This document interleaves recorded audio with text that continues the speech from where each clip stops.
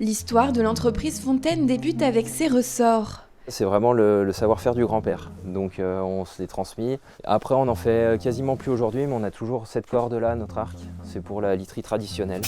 Le grand-père de Thibaut Fontaine était matelassier. Il a créé son entreprise en 1954 au Grand Bornand et il a fabriqué des lits et des sommiers jusqu'à l'apparition de la literie industrielle. Dans les années 80, son fils Jean-Paul a repris l'activité en développant la tapisserie d'ameublement. Aujourd'hui, Thibaut a pris les rênes du commerce familial. Il travaille le textile et le cuir pour confectionner des rideaux, des coussins ou des fauteuils. Il lui arrive aussi de créer des sommiers à ressort et des matelas en laine et en crin selon les méthodes de son grand-père. Il perpétue ainsi un savoir-faire ancestral. Faut être patient, patient et rigoureux. Voilà, les deux grandes qualités qu'il faut pour... puis pas avoir peur de... Enfin, faut pas compter son temps. Parce que ça prend beaucoup de temps pour arriver à un résultat, je dirais quasiment parfait, mais je ne peux pas dire parfait parce que rien n'est parfait, surtout dans l'artisanat où c'est vraiment, il n'y a pas de moule en fait pour faire les choses. Après, je pense que c'est une passion aussi depuis toujours. Donc voilà, pourquoi je suis tombé dans ce métier. Une passion de famille que Thibaut partage toujours avec son père qui travaille avec lui. C'est beaucoup de concentration sur ce qu'on fait.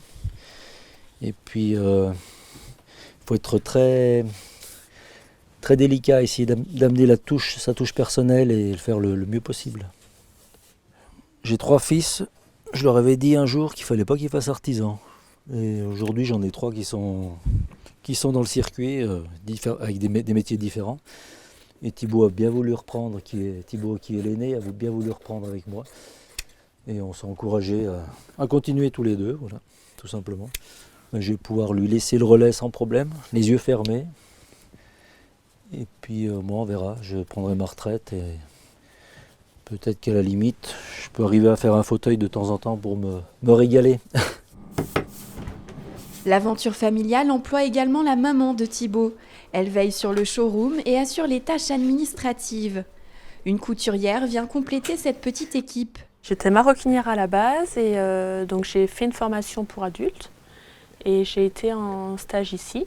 Donc voilà, j'ai fait ma formation ici et il se trouvait que la couturière partait à la retraite à la fin de ma formation. Donc elle est restée un peu plus longtemps pour me former sur tout ce qui est rideaux, ameublement, coussins. Dans l'atelier, les objets à restaurer attendent les gestes précis et minutieux de ces artistes du textile. Ces artisans habillent ainsi les intérieurs de particuliers et de professionnels dans toute la France. Depuis 10 ans, l'entreprise honore même un contrat prestigieux.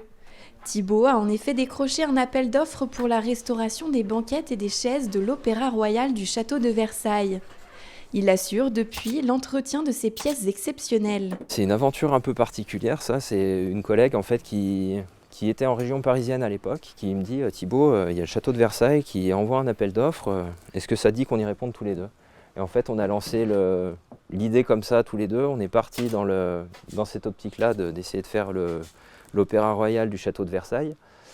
Alors on était plusieurs en lice et du coup on a été sélectionnés, après on est parti dans l'aventure et tout a commencé ici. Et aujourd'hui, ma collègue a dû arrêter pour des raisons de santé et du coup, c'est nous qui avons repris complètement le bébé, entre guillemets. C'est vrai que la première fois qu'on rentre là-dedans, on fait « Waouh, qu'est-ce que je fais là ?» C'est assez bizarre comme sensation, en sachant tout le monde qui est passé avant nous. Et puis, je suis jeune et c'est un peu le sacre-saint du tapissier, quoi, de rentrer dans des lieux comme ça. Moi, je me dis qu'à 25 ans, j'étais déjà sur place, quoi. Alors qu'il y en a, ils arrivent en fin de carrière, ils n'auront jamais un établissement aussi prestigieux sur leur carte de visite, quoi. Dans l'atelier bornandin, l'histoire familiale d'un art rigoureux et exigeant continue de s'écrire entre les ressorts, le crin et les tissus. Alors que les tapissiers sont de moins en moins nombreux en France, la famille Fontaine est bien déterminée à perpétuer ce savoir-faire bien particulier.